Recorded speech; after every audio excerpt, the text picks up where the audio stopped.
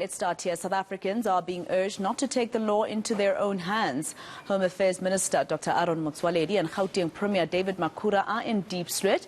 They join the Police Minister vigilante. They are the latest to condemn the attacks on foreign nationals there. The area is northern Johannesburg has been plagued by 2 days of protests and a vigilante attack. Zimbabwean national Elvis Nyati died after being set alight by a mob. Police Minister Begitele is also in the area. Reporter Buleli Chwiti Jones has been in Diepsloot for us throughout the morning and he joins us now live. Bule, I saw you speaking to the delegation that is there. It's obviously multidisciplinary in terms of government, but I see that the meeting is closed off. Tell us why. Well, what we understand is that this is a closed-in meeting now taking place with various stakeholders, including local business entrepreneurs and, of course, officials from government as well, which includes the Minister of Home Affairs, Aaron Motsoaledi, and Police Minister Begitele, as well as the Gauteng Premier David Makhura. While that's the case, they're also just trying to get ideas as to what could be some of those plans and strategies that could be put forward in the chase to try and uproot the crime that's actually been alleged to be, terrorizing this community as alleged by some of the residents here today. But any time from now, we do know that the police minister will brief us regarding what has been, the conclusion of the meeting. Just earlier on, we spoke to the Gauteng Premier David Makhura, who did say, that community members shouldn't take the law into their hands, but law enforcement agencies to carry out what they've been tasked with doing. Bule, I saw you speaking to all of the delegation that is there. Tell me what the Minister of Home Affairs told you. I know that this is very important in terms of what that department will do when it comes to the complaint against foreign nationals, undocumented foreign nationals.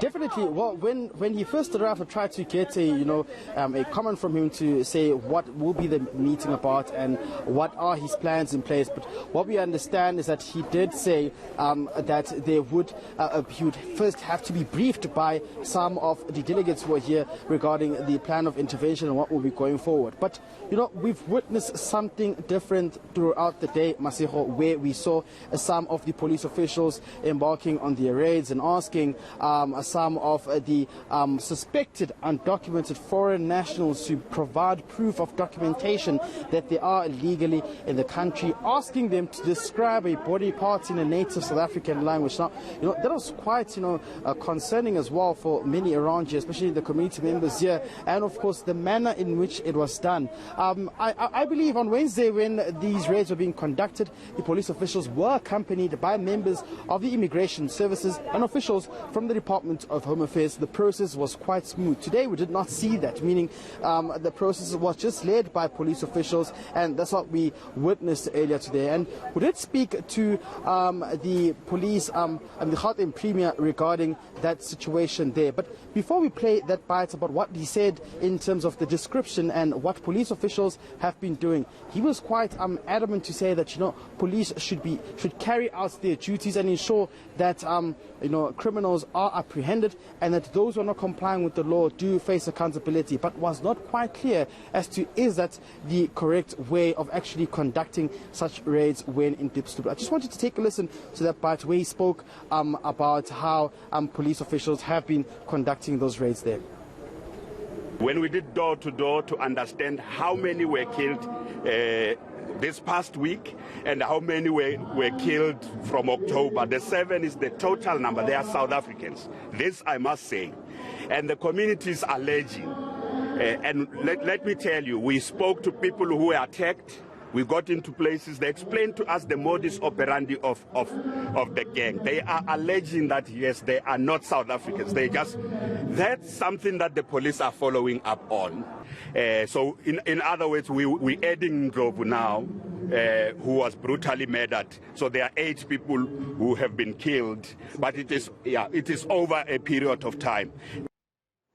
All right, Bule, before I let you go, I just need you to elaborate further on that, because that was going to be my next question to you, in terms of what you witnessed as police were conducting these raids. So the police were actually asking people to say in a South African language what a particular body part is. That's quite weird that we're hearing police officers are saying that, because in previous xenophobic attacks, we heard that South Africans were asking foreign nationals to describe the elbow, for instance, in isiZulu. Is this what you witnessed?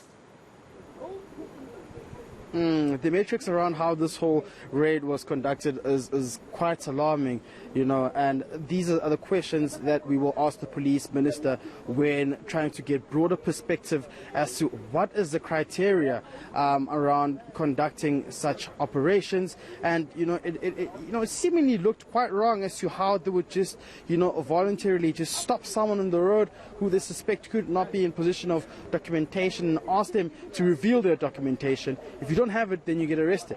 And one would want to understand that in the process of having the immigration services there to actually lead the processes, the operation would be much more smooth, and the conduction that has been taken out by the police officials would also be then quite operative in terms of ensuring that there's accountability. But what we witnessed earlier on was a different pattern to how these operations were being conducted on Wednesday. And I think the onus is upon the police minister to actually tell us as to how are they conducting these raids and what would be the process thereof going forward.